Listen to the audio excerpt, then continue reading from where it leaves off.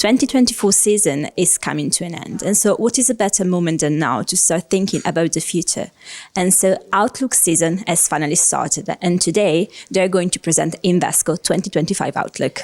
So Outlook season is finally started, and today is Invesco Day to present the Outlook. And we are here today with Paul Jackson, Global Head of Asset Allocation for Invesco. So good morning, Paul. Good morning. We say that we're coming to a closure for 2024 and this year, but we can say the last 2 years have been a rallying for the stock market. And in light of the recent re-election of Donald Trump, what could we expect for the stock market next year? And is it still a good moment to bet on the US? I guess, first of all, we can expect some volatility. But if we step back a little bit, the year after an election is usually a good year in the US for all assets.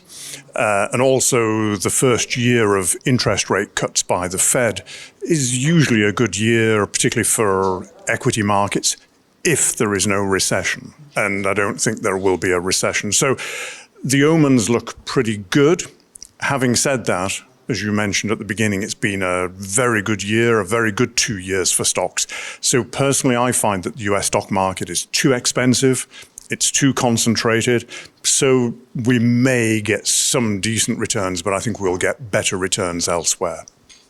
Okay, that's very interesting. But going back to Trump election, we've seen that right after his victory, the crypto market has skyrocketed. And if we follow his campaign promises, it may look like it could be the same also next year. So what do you think? For example, ETF, like crypto ETF, are a good way for investors to enter this very, let's say, difficult and volatile market? Yes, I think it is volatile. I don't include cryptocurrencies in my asset allocation approach because there's not enough history. And frankly, I cannot explain what drives those markets. But if investors are interested, I would say that ETFs are probably a good way of doing it. ETFs, frankly, it's just a democratic way of getting access to different assets. So whether it's equities, fixed income, or cryptocurrency, why not? But personally, I give no recommendation whatsoever. It makes sense since also how it's going, up and down lately. And lastly, we know that there is nothing as right or wrong a priori in the market. Everything depends on how much the market has already, counted it in. So looking on the other way around, there is something that could be really wrong in the next year and really creating havoc in the market. Yeah, I think there are plenty of things. First of all, from an economic perspective, imagine that inflation takes off again.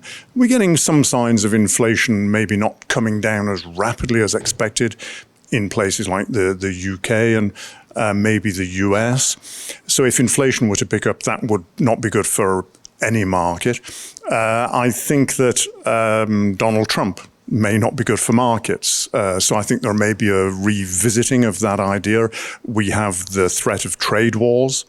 And frankly, I think trade wars would be bad for everybody, for China, for Europe, but also for the US. So I think that would be bad for equity markets. And also the fiscal situation in the US is really not very good. They've got a deficit of 6.5% of GDP. Debt is 125% of GDP. And it looks like Donald Trump will expand that deficit. So the Trump trade in the US could turn into the trust trade, which is what happened in the UK when Liz Truss tried to introduce unfunded tax cuts. Gilt yields exploded, sterling collapsed. And I think there is a possibility of that happening in the US, especially if Donald Trump tries to play with the independence of the Fed. Thank you very much, Paul.